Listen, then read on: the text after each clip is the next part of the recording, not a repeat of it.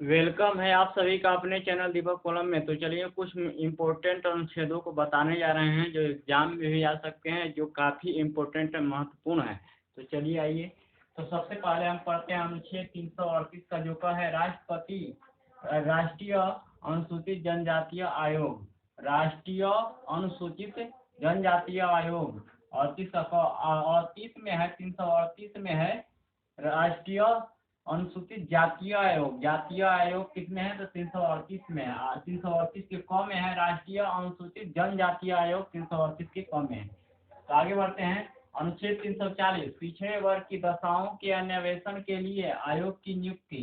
अनुच्छेद 340 के तहत है पिछड़े वर्ग के दशाओं की अन्वेषण के लिए आयोग की नियुक्ति, अनुच्छेद 340 के तहत है। आगे बढ़ते हैं। अनुच्छेद 343 है संघ की राज्य भाषा। संघ की राज्य भाषा, इसका मतलब यह है कि किसी राज्य में अत्यधिक बोली जाने वाली भाषाओं की मान्यता वह राष्ट्रपति के अनुमति के द्वारा दी जाएगी।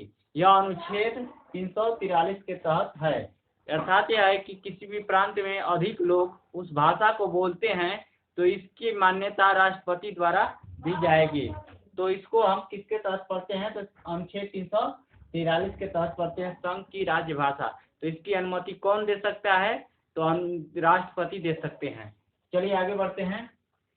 अनुच्छेद 347 किसी भी राज्य की जनसंख्या द्वारा अनुभाग में बोली जाने वाली भाषा। संघ की राजभाषा, यह संघ की राजभाषा है, केवल 343 के में है। और देखिए 347 में है किसी भी राज्य की संख्याओं द्वारा अनुभाग द्वारा बोली जाने वाली भाषाओं का विशेष उपबंध है, अनुच्छेद 347 में। तो अनुच्छेद 347 में है,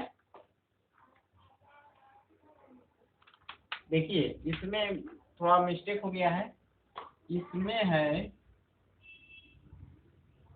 इसको फिर से पढ़ेंगे, रिपीट करेंगे, इसको हमें ध्यान देना है।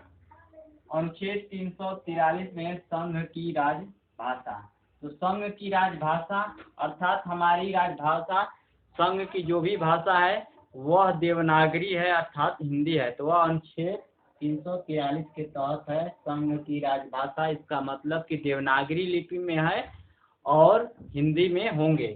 किसके तहत? तो अनुच्छेद 343 के तहत संघ की राजभाषा देवनागरी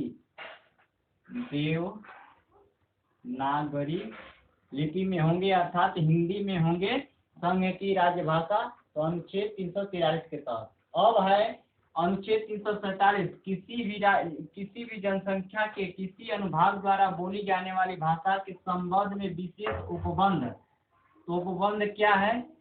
अनुच्छेद 347 के तहत है कि किसी राज्य की जनसंख्या द्वारा बोली जाने वाली भाषा के संबंध में विशेष उपबंध, अनुच्छेद 347 के तहत है। तो यही उपबंध है। तो इसकी अनुमति कौन दे सकता है? तो राष्ट्रपति दे सकता है। अर्थात राज्य के किसी भी क्षेत्र में अधिक बोली जाने भाषाओं का मान्यता कौन दे सकते हैं? तो राष्ट्रपति दे सकते हैं। और हमें ध्यान रखना है, अनुच्छेद 343 संघ की राज्य भाषा देवनागरी होगी, अर्थात हिंदी होगी। किसके तहत? अनुच्छेद 43 के तहत। अनुच्छेद 347 के तहत किसी राज्य की जनसंख्या किसी द्वारा अनुभाग द्वारा बोली जाने भाषाओं का विशेष उपबंध किससे है? तो अनुच्छेद 347 के तहत है। इस भाषा को अगर किसी भी राज्य में अधिक से लोग उस भाषा का उपयोग करते हैं तो इसकी मान्यता कौन दे सकते हैं? तो राष्ट्रपति दे सकते हैं। चलिए आगे बढ़ते हैं। अनुच्छेद 351 है हिंदी भाषा के विकास के लिए निर्देशन।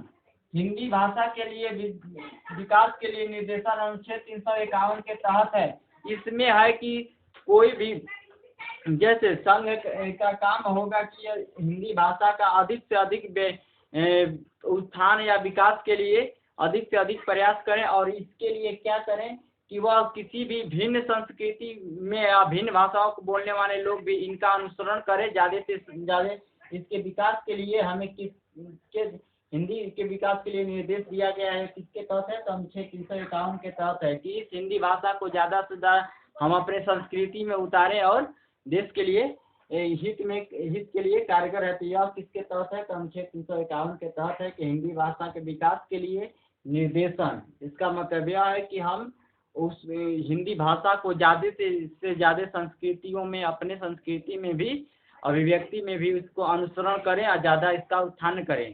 तो चलिए आगे बढ़ते हैं। अनुच्छेद 352 के तहत है आपात की घोषणा। आपात की घोषणा, आपात की घोषणा अनुच्छेद 352 के तहत है आपात की घोषणा। आपात की घोषणा, तो देखिए आपात की घोषणा अनुच्छेद 352 के तहत है। यह किस स्थिति में की जाती है? तो आपात की घोषणा उस स्थिति में की जाती है जब राष्ट्रपति यह समझ लें कि हमारे देश पर बाह्य आक्रमण हो रहा है या किसी युद्ध की स्थिति बनी हुई है या कोई भी सेना में सैन्य विद्रोह हो गया है। तो उस स्थिति में अनुच्छेद 352 के तहत राष्ट्रपति घोषणा कर सकते हैं कि हमारे देश में बाहरी आक्रमण हो गया है और हमारा देश या युद्ध की स्थिति में है या सेनाओं में विद्रोह की स्थिति उत्पन्न हो गई है। किसके तहत? अनुच्छेद 352 के तहत वह घोषणा करेंगे राष्ट्रपति। चलिए आगे है अनुच्छेद 356। अनुच्छेद 356 है राष्ट्रपति शासन। अनुच्छेद 356 है राष्ट्रपति शासन। तो देखिए राष्ट्रपति शासन अनुच्छेद 356 के तहत लगाया जाता है।